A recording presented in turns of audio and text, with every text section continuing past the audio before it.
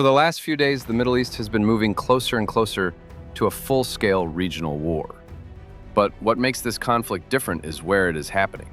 Right next to the Strait of Hormuz, the narrow waterway through which nearly 20% of the world's oil supply passes every year. With continued strikes and the potential shutdown of this critical route, the consequences would not only destabilize the Middle East, but could also shake the global economy. What began as a military confrontation is now turning into a broader energy crisis, affecting countries far beyond the region, even those not directly involved in the conflict. In this video, I'll explain how the war involving Iran is already disrupting global oil, gas, and food markets, and how much worse the situation could still become. The conflict began when the United States and Israel launched the first strikes inside Iran on February 28th. The objective was clear: to damage Iran's nuclear and military infrastructure. But over the past week, the scope of these attacks has grown much larger and far more aggressive. For the first time in this conflict, U.S. and Israeli forces have begun targeting Iran's oil and energy infrastructure. Late Saturday night, a massive fire broke out at the Shahran oil depot near Tehran after it was struck in an air attack. Since then, fuel storage facilities, refineries, and energy depots have increasingly become targets. And this is where the situation becomes significantly more serious. Historically, even during intense conflicts in the Middle East, energy infrastructure was usually avoided because of the global consequences. But this time, that line has clearly been crossed. Now, Iran has already launched multiple waves of missiles and drones toward Israel and U.S. regional military bases, and even toward civilian infrastructure across several Gulf countries. But the escalation did not stop there. Iran has now begun targeting energy infrastructure in neighboring states as well.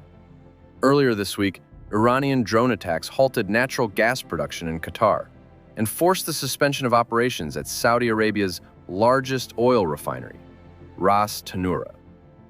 These incidents have already pushed other countries in the region to consider preemptively slowing or stopping production out of security concerns. Qatar's energy minister recently warned that unless the war winds down soon, Gulf energy production could begin shutting down within days. Now, while fighting in the war, Iran is going through a historic political transition. At the same time, the country is preparing for a shift in leadership, with Ayatollah Mojtaba Khamenei, the son of Supreme Leader Ali Khamenei, widely expected to eventually assume power. Meanwhile, Israel has expanded its military operations beyond Iran. In one major strike, Israeli forces bombed a hotel in Beirut, targeting a commander of Iran's Quds force operating there, a move that also pulled Hezbollah further into the conflict. So far, these are the major developments unfolding in the war. But now here's the part that directly affects the global economy. Iran has effectively shut down the Strait of Hormuz, the narrow waterway between the Persian Gulf and the Gulf of Oman. This strait is the only sea passage connecting the Persian Gulf to the open ocean, and it is how most Middle Eastern oil and gas exports reach global markets. To understand its importance, last year around 20% of the world's oil supply passed through this narrow corridor, with most shipments heading toward Asian markets. Iran's military has warned that any ship attempting to pass through the strait could be targeted. Several tankers have already reportedly been struck by drones and missiles. Because of this threat, shipping companies are refusing to send vessels through the strait. Insurance costs for tankers are rising rapidly, maritime traffic is dropping, and many oil tankers are now sitting idle. Now, given the situation if war continues to escalate, there are two major risks for the global economy: disruption in global energy markets and potential disruption in food markets.